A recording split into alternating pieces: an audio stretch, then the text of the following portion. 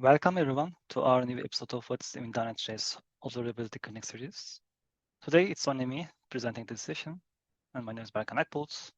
I work as a lead technical consultant in Dynatrace, and I will be talking about our platform features introduced in version 293. As always, we have three parts in the session. The first part is our playground environment. It is basically a demo tenant.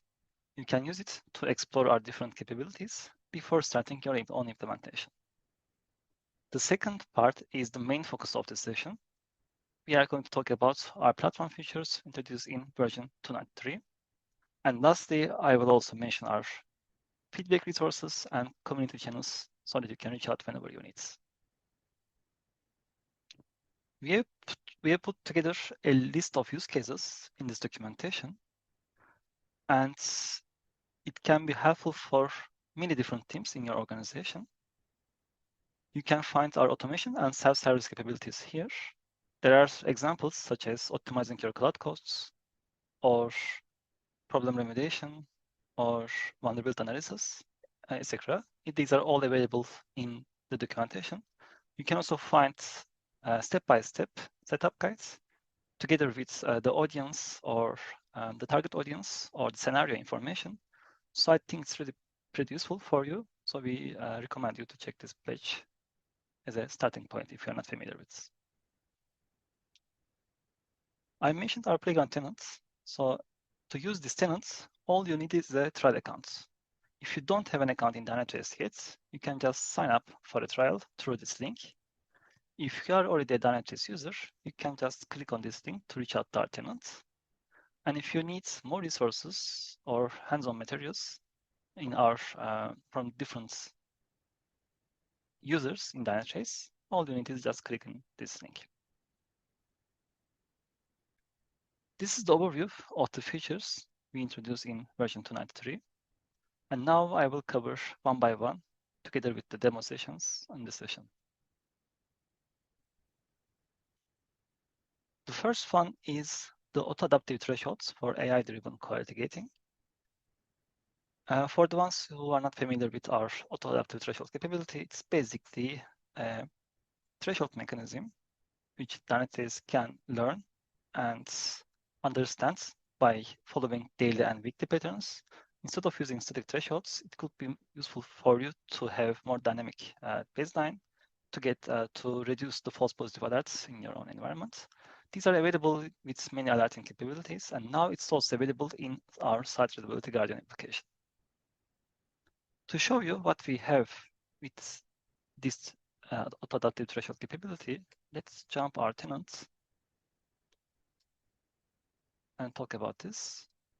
Before that, I will have to close this one. Before that, I also like to mention this notebook that I prepared for you. You can see all these features together with the examples in this notebook. You will have access to this notebook in this playground environment. You can also check the examples after this session if you want. So the first feature capability that I mentioned, the auto-adaptive thresholds available in Site Reliability Guardian application. If I click on this Guardian, for example, here, this is the configuration page of the Guardian. And we have several objectives here. If I click one of them, let's choose this one. Basically, it's the error rates objective name as far as I see. And it fails if the result is more than 8. And it warns you if the result is more than 7.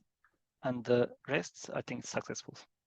So if I, for example, see the resource of these criteria, I see a DQL query here defined in a basic way, let's say. And if I run query here for the last 2 hours, we basically have this result as an error rate. So right now it's successful, but it's based on the static thresholds. As I see, these are the values here. If I choose this auto-adaptive thresholds version, then now Dynatrace will try to start to learn the warning and failure rate values. It will be based on different patterns, weekly patterns, daily patterns, and have a more dynamic approach. So with this way, you will have more control of your alerting mechanism, and you will also reduce your false positive alert, as I mentioned. So it could be really useful for you also to use it in your Site Reliability Guardian application. Let's continue with our presentation. Let me find where we rest. Okay. The second feature is the histogram chart. It has been added to the available visualization in notebooks and dashboards. The histogram charts can be used to understand the distribution of the data sets. And we also put the new visualization type in here, as you see. So whenever you click options in notebooks and dashboards, you will be easily reach out to this. And in this chart, I see that it's, I think, based on problems, that where the problems are positioned mostly.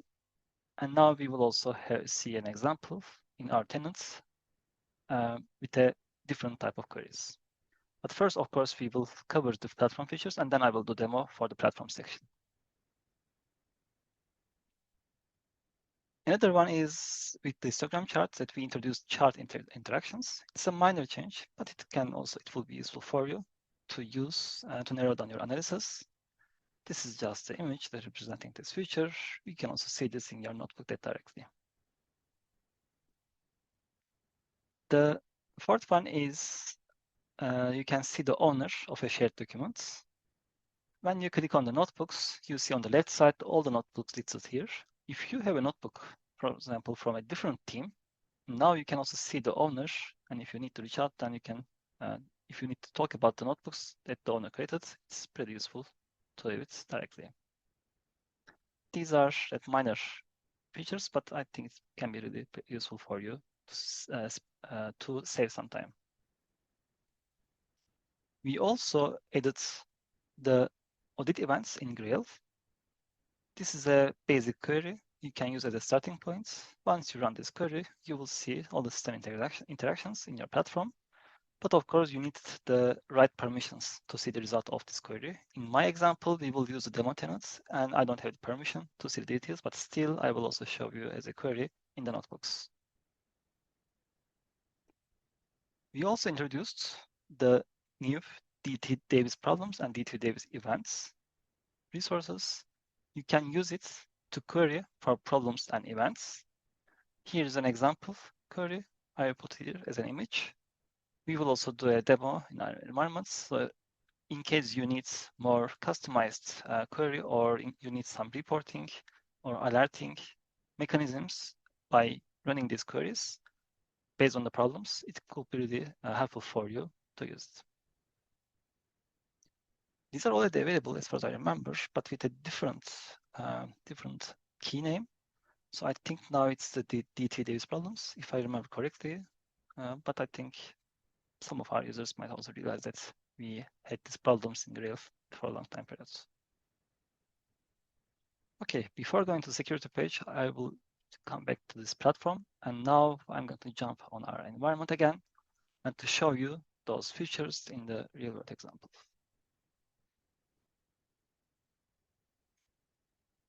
This is the second feature that I talked about. And as I mentioned, it's the histogram charts that we have. In this query, we are basically fetching the security events, and we have the event status as open, and we distribute those events. We would like to see the distribution of those events based on the vulnerability risk score range period. In this case, 0.5, as far as I see. And this is the results. I see that where the exact events are positioned. And if I click, for example, in this query and these options, here on the right side, you will see the histogram type available as an additional option in visualization parts. Let's see if we have the chat interactions. Okay, we also have the chat interactions here available directly. You just need to play around to see how exactly it works with the by clicking this button. As I mentioned, we introduced also these audit events in Grail. So I don't have permissions, and therefore I think the result will not be useful for us, but still I'm going to click on this run button.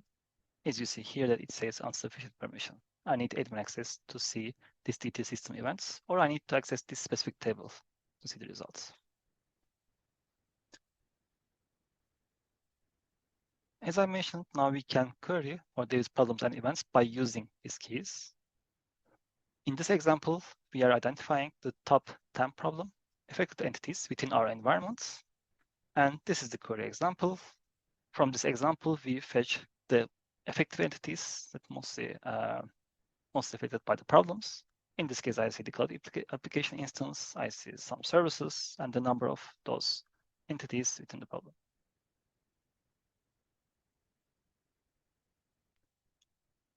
Let's go back to the presentation again.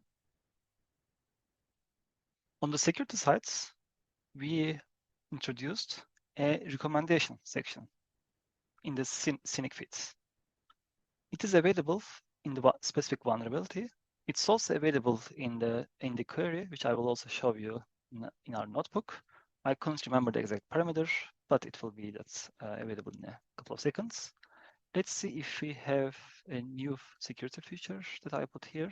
Okay, I see that we don't have another security feature, so I can directly jump on that section. Within our notebook, in the below of this page, we have the query example that I already prepared. And in this query, we fetch the events and we apply filtering based on the event type, in this case, security events. We have the category, we have the type, and we have the event label as well. If I, for example, search by recommendation, let's see if it is the right one. I forgot the recommendation part. Oh, okay, remediation, sorry. The remediation description is the parameter name. So in this case, in this example, we have the recommendation under this parameter. And I see that, for example, for that vulnerability, it's just an experimental, by the way, example here. We see upgrades your IO-NITI coder HTTP version 1.4.1 to a final or higher version. So this is what we can see easily. Let's see if I can choose one of those vulnerabilities and see the recommendation directly from that vulnerability page. To do this, I just need to play around a little bit. 1 second, please. Vulnerability.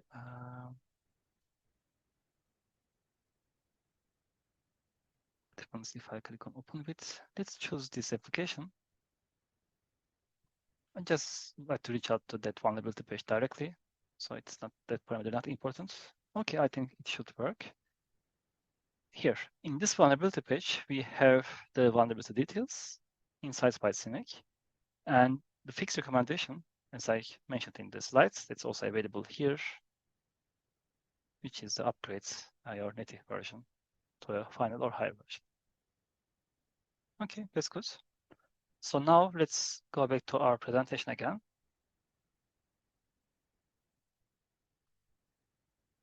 In the next feature, we introduced the team name in the team drop-down lists. So before that, it was just team identifier. It will be now clearer for you to choose the right team within your ownership application. And to see this feature, let's go back to our notebooks. It's the final feature, by the way. Here's the example I also put here. If I click on these workflows within the ownership action,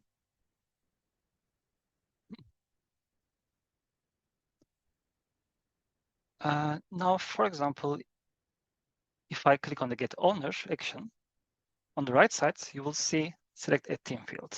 So from this field, you see the team names directly here. It's not the team identifier only. You also have the team names available in this list. It's, again, the minor feature, but it could be pretty useful for you. Okay, in the last part of this session, I would like to just mention our feedback, resources, and community channels. In the community channel, you can directly reach out to our product management team. You can share your feedbacks. You can ask your questions about specific features. And in this live chat, you can reach out to our different teams in Dynatrace. It is really a good starting point for you to ask your questions, to share your problems directly with our team so that we can easily transfer this in our organization. Also, you can find webinars in our university to get more familiar with our platform. So there are pretty different, pretty useful use cases you can find directly in this link. I hope this session helps you. And sorry for the delay, by the way. We are a little bit